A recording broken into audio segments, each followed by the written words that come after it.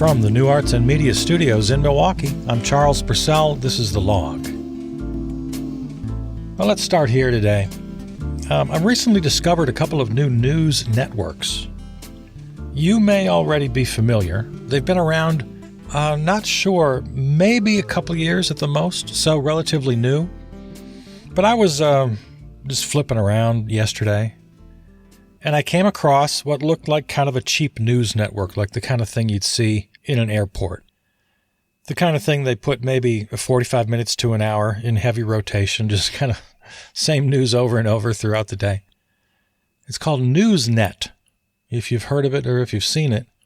This was a discovery for me, NewsNet. And I watched, I think, for a grand total of about 5 minutes, and I smelled something kind of fishy. And in this 5 minutes, I saw a report on the violence in Portland. I'm really still not real clear on what's going on in Portland these days. And so actually I was kind of happy to see this. I think it's maybe the reason I stopped flipping because, they're talking about Portland. I want to know more about this. Well, the caption says Antifa riots. Antifa riots. So that sets something off in me right away. Is that, wait a minute, I don't think that's what an objective news outlet would put in their caption. And so the story itself, it seemed, I guess, kind of straightforward, but not a lot of detail, not a lot of nuance. I guess I wasn't getting much out of it. Just that there had been violence lately and there'd been broken windows and the mayor wasn't happy. And apparently now this almost year-long protest happening in Portland has turned a little sketchy. And the people they showed marching, they didn't look anything like the Black Lives Matter protests we've become familiar with. That is, they're diverse, multiracial, multi-age range, men, women, black, white. I mean, the Black Lives Matter protest had become kind of a beautiful thing over time. This footage they were showing, and again, a reason to distrust this network right off the bat, this footage they were showing was almost 100% young people, mostly all white as far as I could tell, like exclusively white, and all clad in black attire, black hats and masks. So they looked every bit the sort of menacing Antifa army that's been invented by the right. So I'm thinking, well, what's going on here in Portland? It's not that I haven't tried to find out. I do your basic internet search. I need to, anybody out there want to be my researcher? I have so many questions that pop up every day that I just don't have the time or the skill to research properly. I just do your basic internet search, and I don't have a good feel for what's going on in Portland right now. If you want to do some independent research and let me know, give me some nuance, give me some detail, because it does kind of appear, especially with what the mayor has been saying lately, that there's a bit of an offshoot, and it's mostly white troublemakers. Now, I'm very careful about what I say because, as I've made clear, I don't have a good understanding. Now, here's a possible analysis, and it's pure speculation at this point, so warning ahead of time. Perhaps there is an offshoot of the months-long protest that is strictly anarchists. Anarchist protesters who, in their mind, have just had it up to here with the status quo. Every store window is a symbol of oppression. Every single cop is an oppressor. And they're just rising up and they're not going to have it anymore. They're marching, they're yelling, and busting a window here and there really is no big deal to them. To be perfectly honest, it's no big deal to me. I don't care if a few windows get busted. Compared to all the troubles in the world, busting a few windows is not really on the top of my list. Now, as far as violence with the police, we do know, and this is not a right-wing talking point, we on the left know perfectly well that there are some strains in the Antifa philosophy that say, yeah, go ahead, have physical confrontations. We also know, and this part is not speculation, we know that police instigate much or most of the violence. They do the so-called kettling, which they did the other night, this past weekend in Portland, where they literally surround the protesters. And we saw this develop over the summer and since, this technique. You surround the protesters, literally, physically, with hundreds of cops, and you don't give them an avenue of release. But then you tell them to disperse, and then you arrest them because they don't. It's a nice little game they play.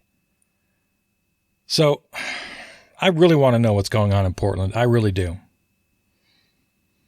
If this is just a kind of a raw anarchist offshoot of the summer protests, I can see that. Yeah, I can see that. Because for these folks, and here I agree, and I'm back to my speculating now as to who these folks are. Small little changes in so-called police reform, maybe, well, like in the George Floyd Act, for instance. Banning chokeholds. All right, well, that's fine. Yeah, great. Ban chokeholds.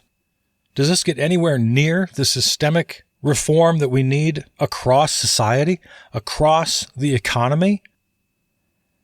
Maybe these anarchists understand how deep-rooted these problems are in the very fabric of how we conduct our lives, in the defining nature of patriarchy, the misogyny, the racism. Everything's built on money and consumerism. Everything's wrong. As I said in yesterday's podcast, we're doing everything wrong basically right now. Every economic governmental model, top-down economics, top-down government, a religious fanatic's devotion to capitalism and the exploitation of labor. Yeah, maybe this small band of black-clad Portland anarchists understand this, and they're just not having it anymore. And maybe they are lashing out. I can see that. I can see it. But again, I'm having a hard time finding what I need to know.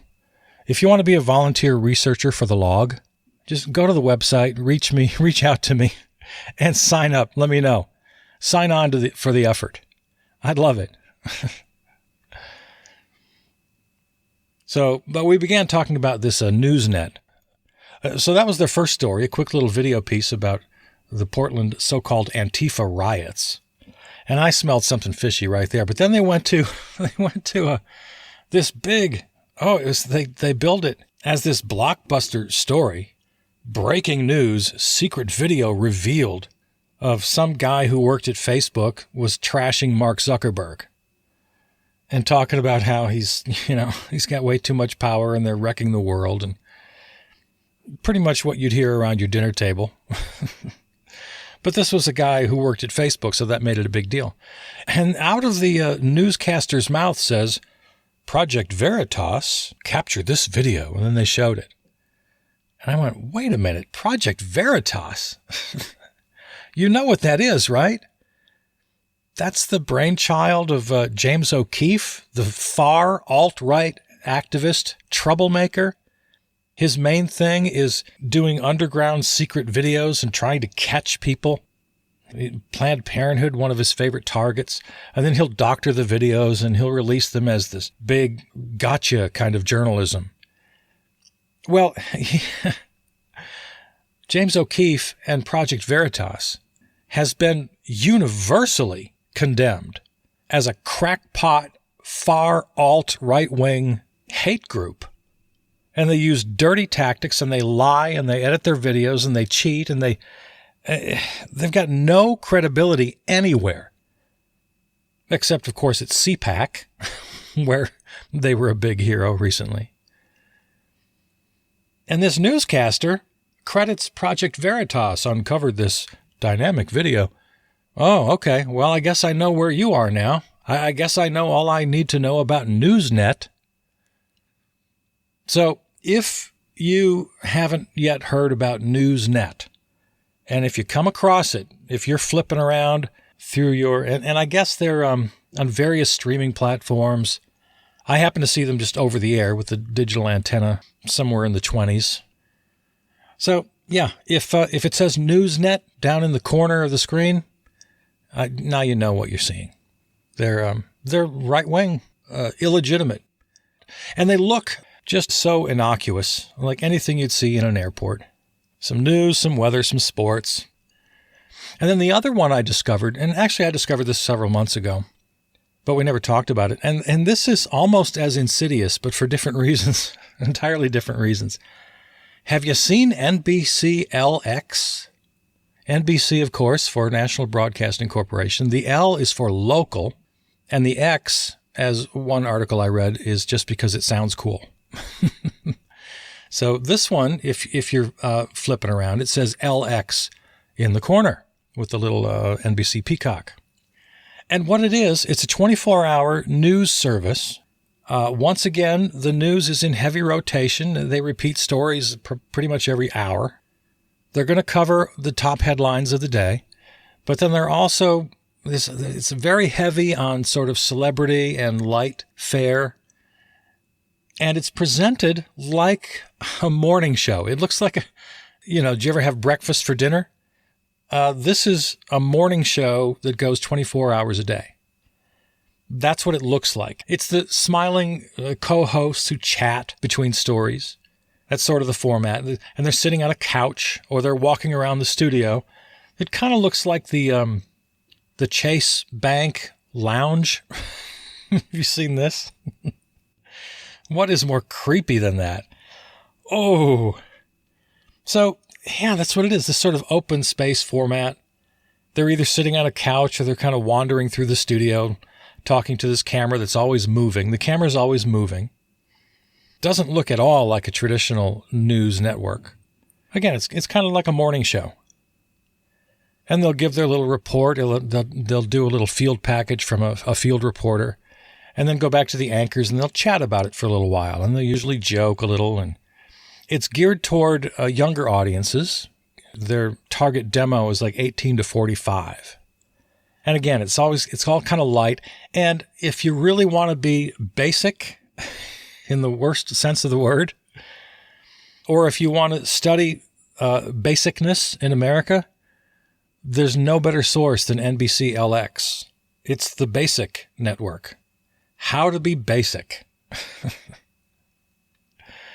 And so I found this nearly, maybe more distasteful than Newsnet. Again, for very different reasons. Yeah, you want to feel like you're kind of informed about the news, but still remain happy and dumb. Go to NBC LX and you'll be fine. So there you go. I just thought I'd get you hip to Newsnet and NBC LX if you weren't already. In yesterday's show, I'm changing topic now. In yesterday's show, I mentioned this problem with sand mining, and I really didn't get into very much detail. And I may have left you wondering what I was talking about. This is an article from something called Reader-Supported News, dated March 15th. Global sand mining is destroying the planet and costing lives. Well, the gist of this is that the world needs more and more sand. Because outside of sandy beaches and the pleasure we all get from that, the main uses for sand are concrete and glass. And billions and billions of tons are needed for it every year, especially in places like China that is just expanding and growing physically like the planet has never seen. Well, apparently, researchers are now telling us that all this sand the world is demanding, well, it has to come from somewhere. It has to be extracted. And that's mostly from waterways, of course, because where land and water meet, you find sand. But all this sand mining is destroying habitats, it's making rivers dirty, it's eroding beaches, areas that are already in trouble because of rising sea levels. And when the sand is extracted from these riverbanks, they become less stable, more susceptible to pollution and acidity. As a result, great dying off of fish, diverts water from where it's needed, so people and crops who need water can no longer get it. So sand is a thing. I had no idea. This never occurred to me for a second that sand was a problem. Now you might think, well, what about the Middle East? What about Saudi Arabia? It's covered in sand. Well, the researchers explain here, this article explains that that's the wrong kind of sand, you see. Because it's so wind-blown, the little pieces of sand, little particles, become rounded as opposed to the jagged-edged sand that you get from waterways. Don't ask me why this is. I would think water would round off jagged edges just as much as wind would, but apparently not. I don't know. I guess maybe it's more stationary.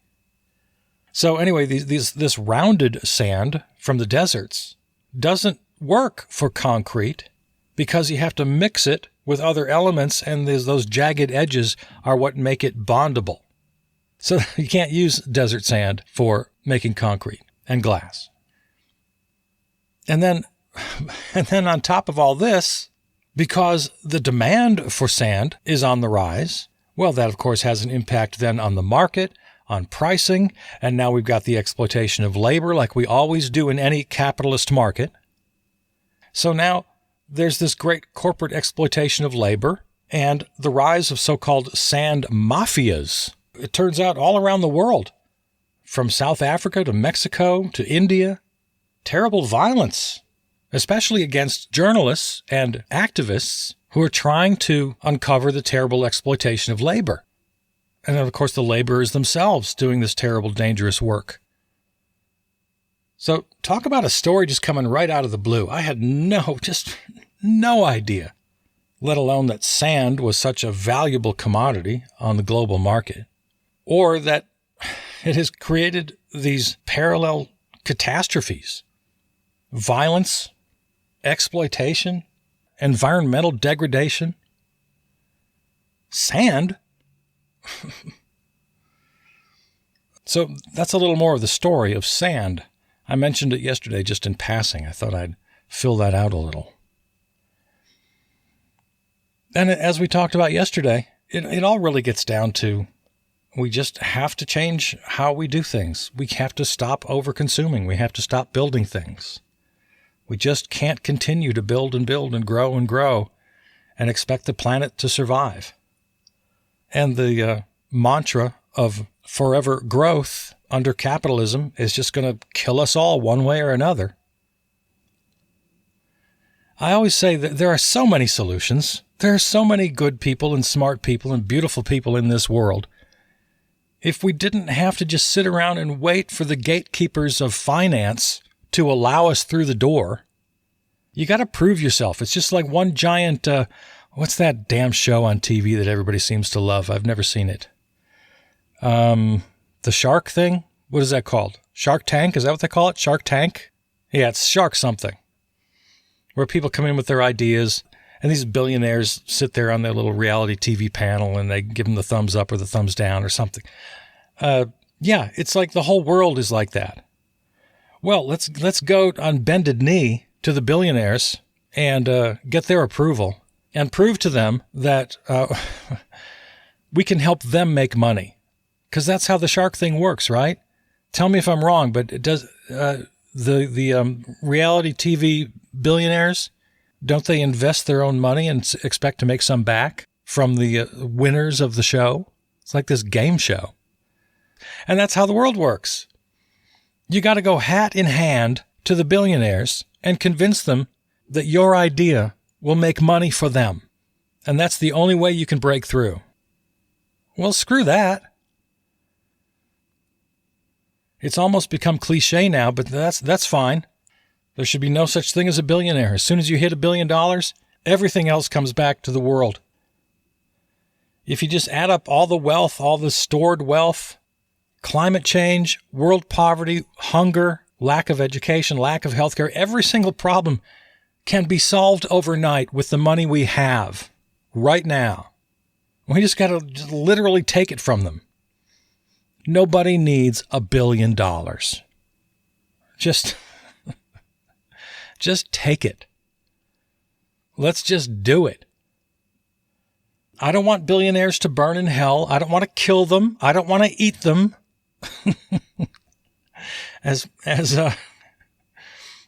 much as we all love the expression "eat the rich," how can you not love that little bumper sticker? But no, I don't want to eat the rich. I don't want to kill anybody. But I do want to take all of their money. I'll let them keep 999,999 million, or whatever it is. I'll let them keep $1 under $1 billion.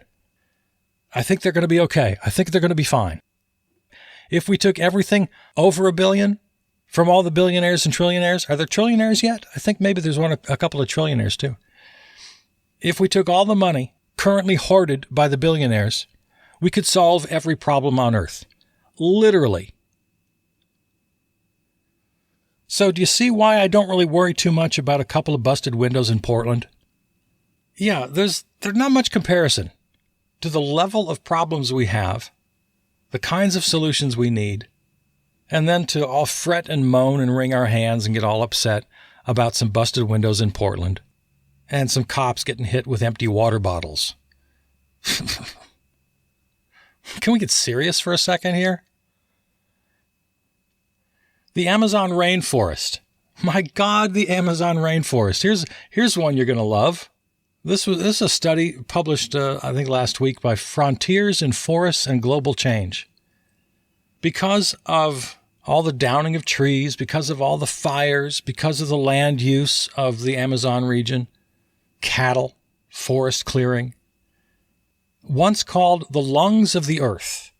Now, that was always kind of a little bit of hyperbole, a bit of exaggeration. But the metaphor was nice, the image is nice, and it was true.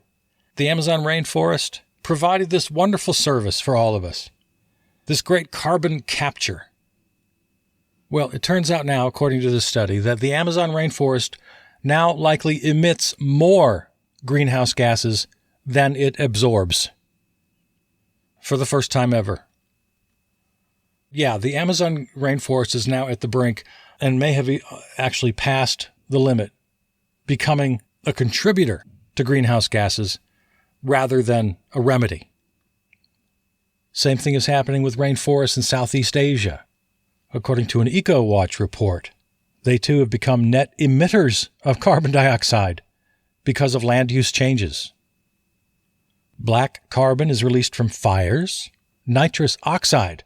It's naturally produced by forests, but gas emissions increase when wetlands dry and logging compacts the soil.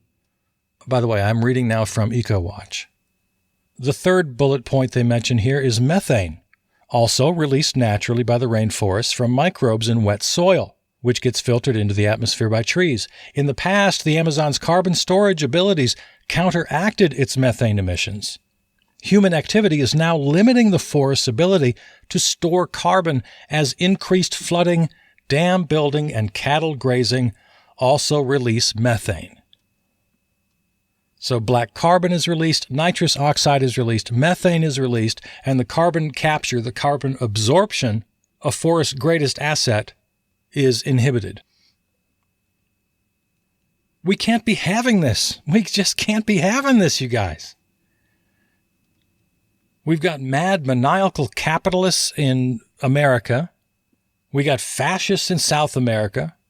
We got oligarchs and dictatorships in Asia. Yeah, but let's cry and moan about a few busted windows in Portland. Let's get all up in arms because a few desperate refugees are gathering at the southern border between Mexico and the United States. We're looking at the wrong problems. We got much bigger fish to fry. Maybe the rock throwers in Portland understand things that nobody else does and don't know what to do about it. Let's just throw rocks at windows. At this point, I'm ready to go throw a rock at a window. If enough people around the globe threw enough rocks at enough windows, and if one or two of us could stumble onto the right words occasionally to make us all understand what the grievance actually is, I keep saying we're doing everything wrong. That's not a very good explanation, is it? Zero growth, negative growth, I think that's pretty tangible. I think small d democracy, I think that's pretty tangible. I think a universal safety net, I think that's pretty tangible. Yeah, we got to think globally. And as Americans, we have a special responsibility because we live in the most powerful country on earth. At least for now we do. So we have to have a coordinated global fight for small d democracy. I mean real, no holds barred democracy. We need universal health care globally. We need a universal social safety net. We need 0 billionaires. We need worker-owned, worker-operated industry. We need to abolish private capital. We need to abolish profit. We need to abolish interest. Yeah, we can get pretty specific. We can get pretty precise. Let's get a few task forces together. Write up some agendas, some action statements. What do you say? Because there just ain't no way we survive along our current path. There ain't no way. Either our children or their children will be the last. And it's just going to be over. And there's going to be so much damn pain and hardship along the way. Best case scenario, the centrists, the Joe Bidens of the world, keep us clipping along and we die by 1,000 cuts. It's a slow, steady, global demise. Or the other alternative, the sheer desperation of the masses, exploited at every turn with nothing to show for it. Have a go at fascism. Because that's what fascist leaders prey on. You're getting screwed. I alone can fix it. And yeah, they are getting screwed, and they know they're getting screwed. And this guy, he seems to know I'm screwed too. And he tells me he has a plan. All right, let's give him a go. So we can go down the fascist route. And we flirted with that over the last 4 years and are in great danger of embracing it 4 years from now. We already have the Chinese model, no democracy. You step out of line, you're sent to a re-education camp or just disappeared. You can create and maintain and advertise this great middle class and convince everybody that that's the real world. You get all those middle-class people to live in their middle-class bubble, and they'll help you sell it all day long.